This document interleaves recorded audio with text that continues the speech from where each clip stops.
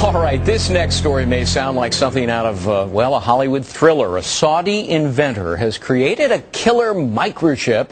It's designed to track terrorists and criminals and, well, you can think of somebody. Not only does it include a GPS device, it also has a lethal dose of cyanide, which can be activated at any time. You get my point? The inventor's bid for a patent has been rejected in Germany. Joining us now this morning to talk about it, Jake Ward, deputy editor of Popular Science. Okay, this is pretty macabre, pretty sinister and nefarious. How exactly would this work?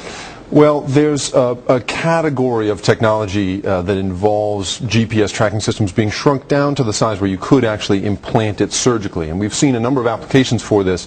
This is without question the most sinister version of it that I've certainly heard of.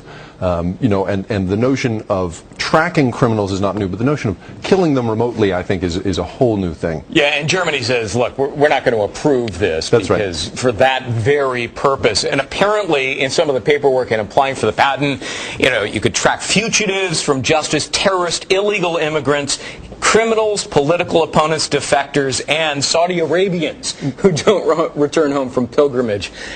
It's a little bit wild. I agree. I mean, the thing about this kind of patent is Germany has very tight laws about making sure that you're not registering something that really is just a bad idea, a scary idea. And in this case, this guy obviously has some very strong feelings about what it would be used for, but it just seems a little outlandish. Yeah. Well, terrorist groups might be interested. I'm sure they'd be happy to grant their own form of a patent for that. Sure. The bigger world, though, of GPS, talk to us about how it's being used to, for example, track sex offenders? Sure. The Washington State Legislature right now is considering the possibility of registering perhaps 100 sex offenders with a GPS chip that's implanted in their shoulder because they've found that a few of them have been wearing them on their wrists and then have cut them off, which just defeats the purpose. And so, but the larger world of this technology is actually pretty happy stuff. I mean, there is new technology for tracking Alzheimer's patients, who who may wander away. Right. Sure. Tracking the vital signs of professional athletes from the sideline. There's been a couple of cases in which football players have collapsed of heat exhaustion, and seeing the early warning signs of that. There's technology that sort of allows you to do that remotely.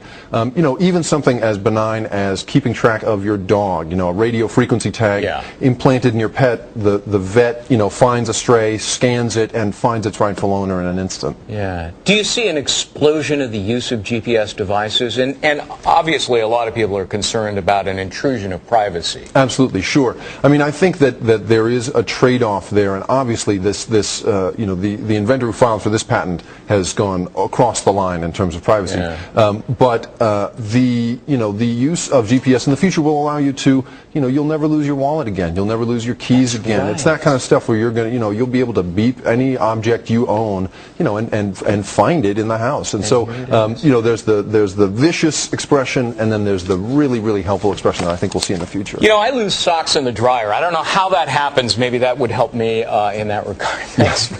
Jake Ward, deputy editor of Popular Science. Interesting stuff. Thanks very much. I've got my little buddies microchipped. Do you really? Yeah. I do, just in case they get away, and then you bring them and you take them to the checkout counter at the grocery store, and you scan them, and then they say, I belong to Megyn Kelly. That is very cool, yeah. Bailey and Basha. Something like that.